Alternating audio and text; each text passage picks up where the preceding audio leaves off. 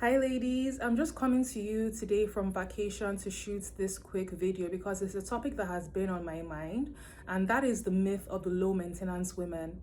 I know a lot of women, or a certain subset of women out there, pride themselves on not requiring much effort, resources, time, or even energy from men in general, because they consider themselves to be low maintenance, or they take pride in not requiring much, and they almost kind of like frown at women who are considered high maintenance and love the glitz and the glam and things like that.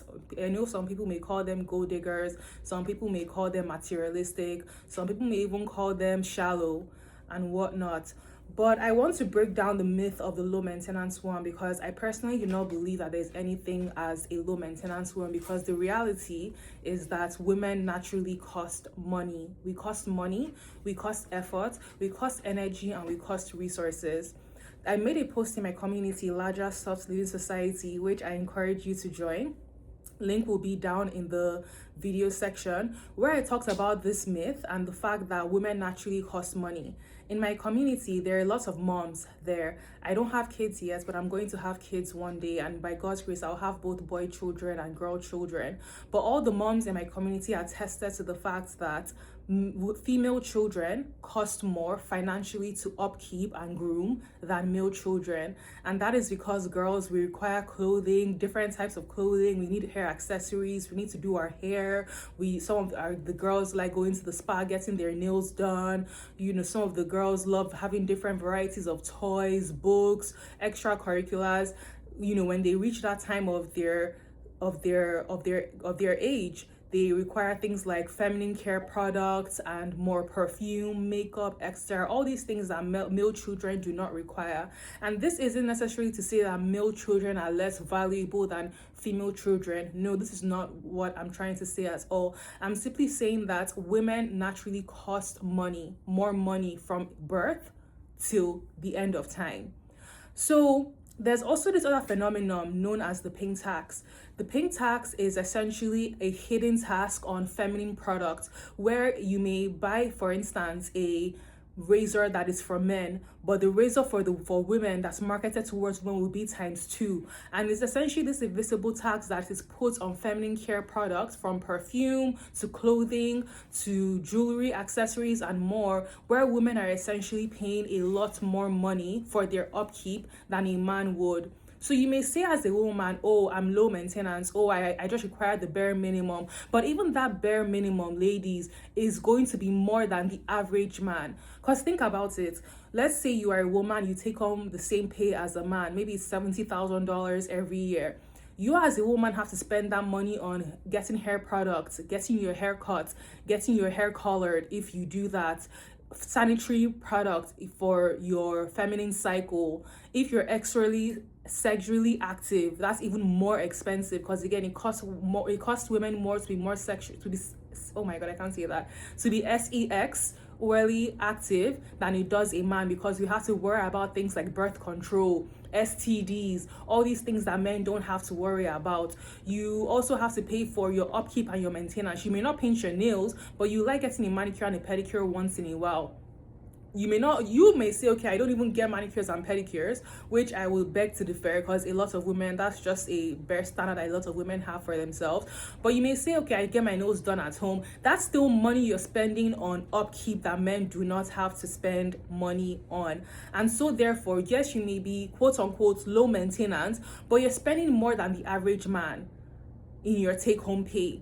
So this is why I say that women are naturally more expensive. And when you position yourself as a woman to men and you say you don't require anything, you don't require much from them, you position yourself as a leaky bucket. Because if you understand male nature and male psychology, men love being with people, and women especially, who make them look good, who make them look better than them, because men inherently and on a subconscious level associate their success based on how their woman looks like. So if you're a woman and you say things like, oh, I don't require much, you're indirectly letting the man know that he's not doing enough. He doesn't have enough resources, because if he had the resources, you would look like he had resources. So And no man necessarily wants to invest their money on or their resources in a woman who is basically telling them that they are a bad investment and they would yield no returns. Women who are expensive, what I like to call expensive or high maintenance, they view themselves as assets and investments. So they expect resources from men, not from a place of entitlement, but from the understanding where they know that the men are going to reap and yield good fruits, because they're going to yield positive returns in their investments, whether it's in the form of blessings, whether in the form of more money, whether it's in the form of social prestige and accolades to these men, whether it's in the form of business opportunities as well, because society has shown us that married men typically and statistically make more money than single men. So women help add value into a man's life. And guess what? Women who are valuable, women who are assets, women who are indisposable, they are not free. They are not free, because things that are free in life, look at how you treat the items that you're giving freely. Do you value them? Do you take care of them compared to the items that you have to invest a lot of money and resources to? The answer is very likely no, because it's human nature to not value what is given freely. And women who position themselves as assets, or who are supposedly quote unquote high maintenance, they understand this, and therefore they position themselves as assets in front of men and even opportunities, so that because they are confident that they yield good fruits, they have positive returns on the investments that are put into them. So ladies, think about this, and I want you to watch this video again the next time you want to tell a man that you don't ask for too much, or you're not like other girls, or you don't need all those things. And then as you come back and you start hating on the girls who are getting all the things you told those same men that you did not want. We have to be honest, ladies. All women love nice things. Men love nice things and love good looking women and women that make them look good. And we as women, we love being pampered and taken care of. So stop denying yourself this feeling of being taken care of and being provided for and being seen as an asset. And ladies, I want to also say this too. It also boils down to how you think of yourself. Because when you think of yourself as an asset, when you think of yourself as an investment, you understand that it requires investments from yourself, but it also requires investments from other people to have access to you. Because like I said earlier on, great things don't come free, easy, or cheap. And this is not me being a snob, this is just the fact of life.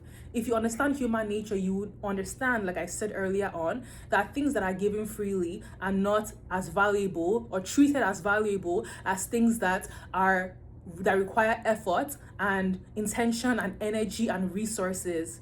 Think of how you treat a Chanel bag, for instance, versus how you treat a bag from Walmart. It is not the same. So why would you intentionally position yourself? Nothing wrong with Walmart, baby. I love Walmart. Shout out to you, Walmart. But it's a different clientele between Walmart and Chanel.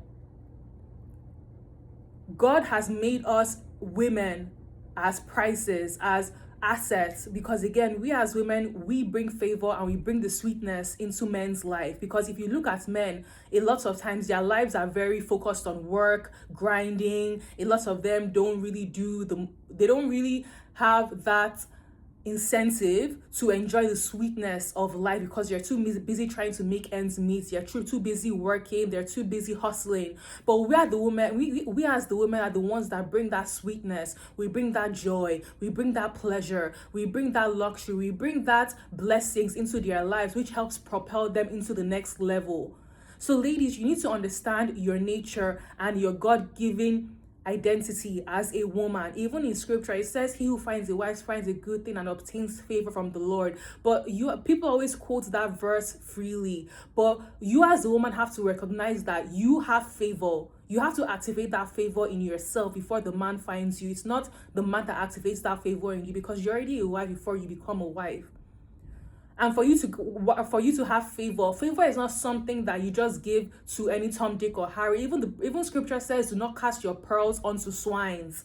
So you have to be selective with who you give your access to in your body, in your time, in your energy, So ladies, I really want us to drop this whole notion of looking down on women who require more from men, or looking down on women who are confident enough to ask for what they want from men, and feeling like it's a prize or something to be proud of to not require resources, or to require effort, or good treatment, or good energy from the men that are in our lives. And how you do one thing is how you do everything. If you are afraid to ask for what you want from men, you're also afraid to ask for what you want from your job, from your business, from your clients, from your family, from people around you, ladies. Because as women, a lot of our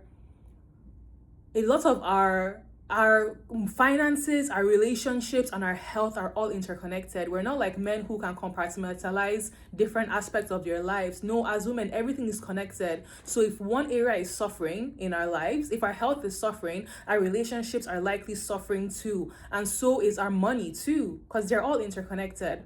So I want to say, I'm going to end it with this, ladies. Drop this notion of saying I'm low maintenance, I don't require much, I don't need all those things, and step into your God-given nature, your God-given rights as women. We women are high maintenance, and we should own it. We should be proud of it, and not from a place of entitlement and pride, but because this is just how God has made us. I can give the example of Adam and Eve. When Eve came into the garden, yes, she had a duty to help Adam and assist him, but Adam already came with resources. He came ready. He had named all the animals. He had toiled the soil in the Garden of Eden, and he was looking for a companion, someone to share it with.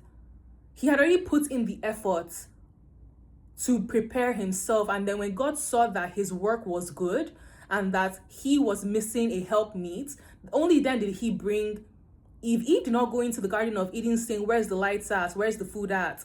Everything was already readily provided. She didn't come in saying, oh, Adam, don't worry, I only want one tree. You don't have to plant 100 trees. Just name one animal. You don't have to name all the animals in the garden. She didn't distract him from his purpose. She actually propelled him into doing more. So ladies, understand your value as a woman and stop undercutting yourself in hopes of being chosen. There is no prize for self-erasure. There is no prize for lowballing yourself. There is no prize for asking for less than you deserve. Because guess what, ladies? When you ask for nothing, you get nothing. It's even in scripture. It says you receive not because you ask not. So wise up and join us in LAJA Soft Living Society if you're ready to step into your true essence as a woman and walk in your high maintenance, expensive energy, not from a place of performance, but from a place of embodiment and identity led living. And I'll see you in the next video. I'm about to go out. I'm on vacation and I just wanted to shoot this video, but I'll see you on the next video. Bye.